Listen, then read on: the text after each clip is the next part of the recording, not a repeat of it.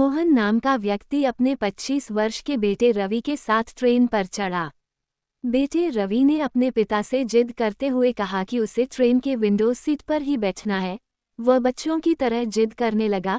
जो व्यक्ति window seat पर बैठा था उसने रवि की हरकतें देखी और मोहन से बोला, भाई साहब, आपका बेटा इतनी जिद कर रहा है तो आप मेरी जगह पर इसे बैठा लें। इतनी जिद के बाद रवि को विंडो सीट मिल ही गई। अब वो खिड़की के बाहर देखते हुए आनंद ले रहा था। उस बोगी में बहुत सारे लोग बैठे हुए थे। रवि के ठीक सामने एक औरत भी थी जो रवि को बड़े ध्यान से देखे जा रही थी, क्योंकि रवि अजीब अजीब हरकतें कर रहा था।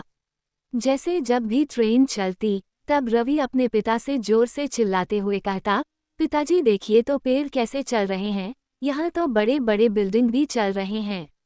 ट्रेन जैसे चलती वह ऐसी बातें ही किया करता था। महिला ने सोचा कि रवि की मानसिक स्थिति ठीक नहीं है, लेकिन वह उसके पिता को इस बारे में कैसे बात करती। उसे एक सही मौके का इंतजार था कि किसी तरह वह रवि की मानसिक स्थिति के बारे में मोहन से बात कर सके। तभी जब एक बार ट्रेन स्टेशन पर रुकी, उस औरत ने टिफिन का डिब्बा निकाला और रवि और मोहन को कुछ मिठाइयाँ ऑफर की। बातों बातों में उस औरत ने मोहन से कहा कि आप अपने बेटे को किसी अच्छे डॉक्टर के पास लेकर क्यों नहीं जाते, इसकी मानसिक स्थिति ठीक नहीं लगती। मैं एक अच्छे डॉक्टर को जानती हूँ, यदि आप कहें तो मैं आपको उस डॉक्टर का फ़ोन नंबर दे सकती हूँ। मोहन थोड़ा मुस्कुराया और उस औरत की तरफ देखते हुए बोला, मैडम, मैं अपने बच्चे को अभी डॉक्टर के पास से ही लेकर आ रहा हूँ। ये बचपन से अंधा था, 25 साल से इसने कुछ भी नहीं देखा था, आज इसे नई आंखें मिली हैं।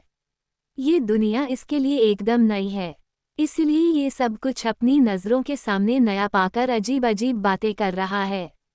महिला मोहन की बातें सुनकर बहुत पछताने लगी।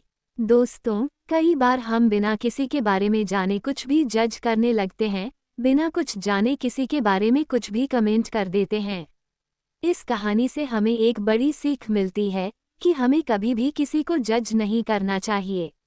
किसी व्यक्ति के बारे में पूरी जानकारी के अभाव में कुछ भी गलत कमेंट करना आपकी सबसे बड़ी गलती साबित हो सकती है।